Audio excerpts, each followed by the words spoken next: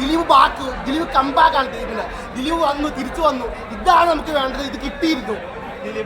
Combo എങ്ങനെയുണ്ടായിരുന്നു? എന്റെ പോലെ കോംബോ വേറെ ലെവൽ. ദിലീപ് മോഹൻലാലിന്റെ കോംബോ ഒന്നും പറയാനില്ല, വേറെ ലെവൽ മച്ചാ. ഗൂസ് ബംസ് നമുക്ക് എണീറ്റും ഡാൻസ് കളിക്കണം, എന്ത് ചെയ്യണമെന്ന് അറിയാൻ പാടുള്ള സിറ്റുവേഷൻ ആയിരുന്നു. കാരണം അങ്ങനത്തെ ഒരു കോംബോ, പല പാട്ടുകൾ എന്റെ പൊന്നോ ടോട്ടലി യൂത്തിന് വേണ്ടി ഇറക്കിയ വേറെ ലെവൽ വന്നു. നമ്മുടെ മാർക്ക് ആന്റണി ലെവലില്ല, മാർക്ക് ആന്റണി ഗുഡ് ബാഡകളിൽ സെറ്റപ്പില് മലയാളത്തിൽ ആദ്യമായിട്ട് ഇറങ്ങുന്ന പടം. വേറെ ലെവൽ, എൻജോയ് ചെയ്യാൻ പറ്റും, സൂപ്പറായിട്ട് കാണാൻ പറ്റും. 3 മണിക്കൂർ ഒന്നും എല്ലാം മറന്ന് എൻജോയ് ചെയ്യാൻ പറ്റും. ആ രീതിയിൽ പറഞ്ഞു തീർച്ചിട്ടുണ്ട്. വേറെ ലെവലാണ്, വേറെ ലെവൽ. ഇഷ്ടപ്പെടും. സാധാരണ ബോറ സീനുകളൊന്നുമില്ല, ഒരു എന്റർടൈൻമെന്റ് ആണ്. ഓക്കെ,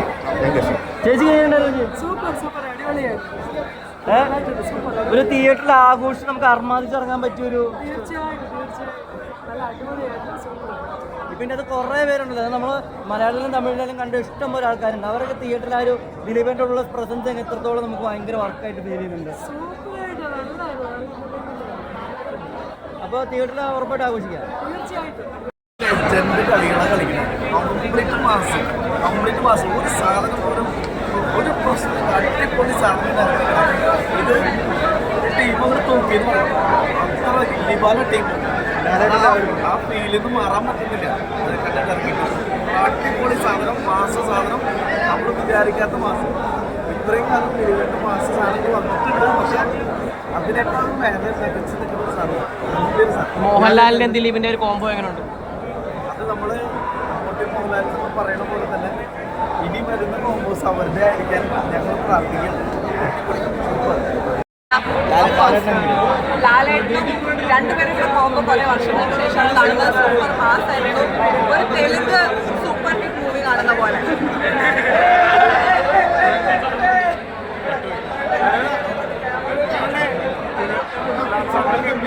ലാലേട്ടൻ്റെ ദിലീപേട്ടൻ്റെ കോമ്പോ വർക്കൗട്ടായി പോയിട്ടുണ്ട്. ലാലേട്ടൻ്റെ ഭീഷ്മരിക്കുന്നതൊക്കെ കൂടി കാണാം. പരസ്യത്തിന് ശേഷം ലാലേട്ടൻ്റെ ഭീഷ്മരി കാണാം.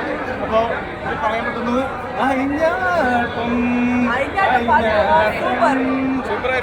ഗംഭീരമാണ്. കാട്ടുപോലെ മാത്രമല്ല, പടം ഗംഭീരമാണ്. നെഗറ്റീവ് പറയുന്നവർ നോക്കി പടത്തിന് കയറാണ്ടിരിക്കരുത്. പടത്തിന് ആൾ കയറുക, ദിലീപനെ സപ്പോർട്ട് ചെയ്യുക. കാരണം ഇപ്പം ഫെമിനിസ്റ്റിനോടൊപ്പം എനിക്ക് ചോദിക്കാമോ? അല്ല, ഇത്രയും വർഷങ്ങൾക്ക് ശേഷമല്ല ലാലേട്ടനും ദിലീപേട്ടനും കൂടി വന്നിട്ടില്ലേ? കാരണം ഇത് സ്ത്രീകൾക്കുള്ളൊരു തിരിച്ചടി കൂടിയാണ് പടം. അതല്ല, ഇത് പുരുഷന്മാർ കാണേണ്ട സിനിമയാണ്. ഇത് നായിക പ്രാധാന്യമല്ല, ഇത് പുരുഷന്റെ പ്രാധാന്യമാണ്. ദിലീപേട്ടാണ് കിങ്. ലാലേട്ടന് വന്നോളൂ. ദിലീപേട്ടൻ മൊത്തത്തിൽ ജനപ്രിയമാണ്. പക്ഷെ ഓജി വന്നപ്പോഴാണ്, ഒറിജിനൽ യൂണിവേഴ്സ് വന്നപ്പോഴാണ് ഗില്ലി യൂണിവേഴ്സ് ആയിരിക്കുന്നത്. അപ്പോൾ എന്തായാലും ഒരു തിരിച്ചുവരവുള്ള പടം തന്നെയാണ്. 100 പ്രവർത്തിക്കാം. ധനഞ്ജയ് ശങ്കർ നല്ലൊരു ഡയറക്ടർ ഉണ്ട്. പിന്നെ ലാൽ സാറിന്റെ ദിലീപേട്ടനൊക്കെ ഡാൻസ് എങ്ങനെ ഉണ്ടായിരുന്നു? ഡാൻസ് ഗംഭീരം. കാരണം ഇതിന്റെ കഥ എഴുതിക്കുന്നത് ഫാഹിമും നൂറിനും അല്ലേ. നൂറിനും രണ്ടുപേരും കൂട്ടുകാരാണ്. അപ്പോൾ എന്തായാലും നല്ല രീതിയിൽ റൈറ്റ് ചെയ്തിട്ടുണ്ട്. പുള്ളിക്കാരൻ അഭിനയിച്ചിട്ടുണ്ട്. ഫാഹിമിന്റെ അഭിനയം ഗംഭീരമാണ്. പിന്നെ ഇതിൽ ഇന്റർവ്യൂ സ്റ്റാർ ഡാൻസ് ഫാഹിമിന്റെ ഡയറക്ഷനാണ്, അഭിനയമാണ് നന്നായിരുന്നു. റൈറ്റർ എല്ലാം ബേസ് കൊള്ളാം അല്ലേ. ഗംഭീരം. അഴിഞ്ഞാട്ടം എത്രത്തോളം ഇതാണ്? ഓജി അഴിഞ്ഞാട്ടം അടിപൊളി. ഇനി ഇതിന് മുകളിൽ വെക്കാനില്ല. ഇതേപോലെ ഒരു മാസത്താൻ ഇതിന് മുകളിൽ വെക്കാനായിട്ട് വരില്ല. അത്രയും സൂപ്പർ. അല്ല, ഇതിലൊരു ഡയലോഗ് പറയുന്നുണ്ടല്ലോ, പുതിയ പിള്ളേരെ അറിയത്തില്ല ദിലീപനോട്. ആ ഒരു ഇതെങ്ങനെയുണ്ട് ജനറേഷനിൽ വരുമ്പോ?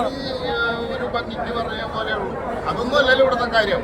ഇനി ഇവിടുന്ന് ഇതിന് മുകളിൽ വെക്കാൻ വരണം, വേറെ ആരെങ്കിലും വരണം. അതല്ലാണ്ട് ഇതിന് മുകളിൽ വെക്കാൻ പറ്റില്ല. അപ്പൊ ഈ സീസൺ തൂക്കി. ഈ സീസണല്ല, 2025 ഈ പറയുന്ന 12 ദിവസം കൊണ്ട് 25 തൂക്കി. വെറും 12 ദിവസം കൊണ്ട് 25 തൂക്കി. ടിക്കറ്റ് കിട്ടാനില്ല, വരില്ല. ടിക്കറ്റ് കിട്ടാതെ ചിന്തിക്കുകയാണ്.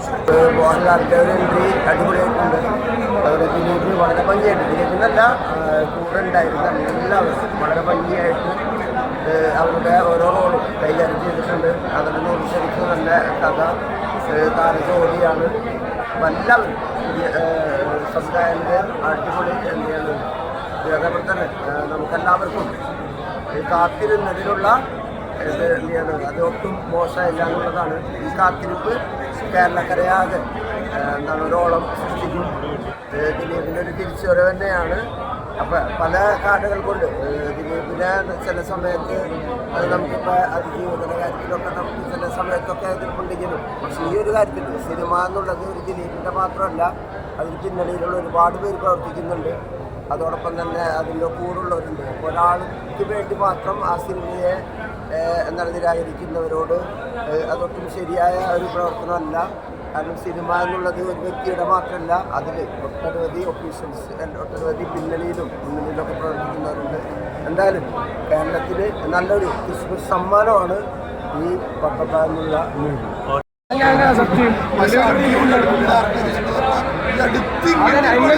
ഇങ്ങനത്തെ ഒരു പടം അങ്ങനെ കണ്ടിട്ടില്ല മലയാളത്തിൽ.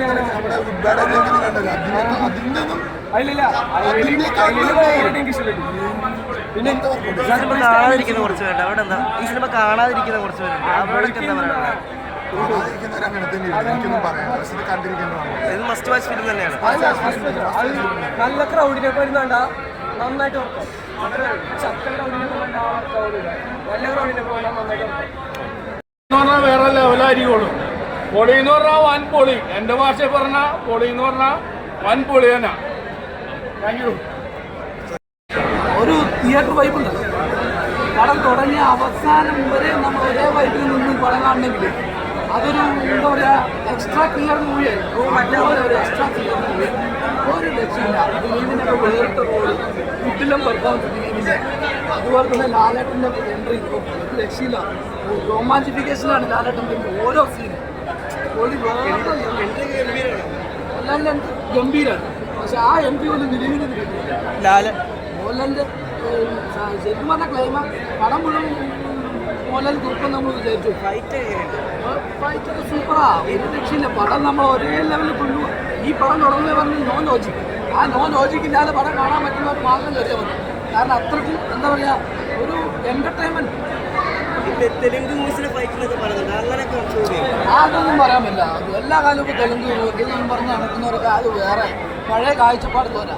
ഇതെന്ന് പറഞ്ഞാൽ സിനിമയൊക്കെ മാറി, എല്ലാ ഇതും മാറി. മ്യൂസിക് എങ്ങനെയുണ്ടായിരുന്നു? മ്യൂസിക് എങ്ങനെയുണ്ട്? പാട്ട് ആ ആവേശം, ആ വൈബ് ഒരു വേറെ ലെവലാണ്. ആ മോഹൻലാലിൻ്റെ ഓരോ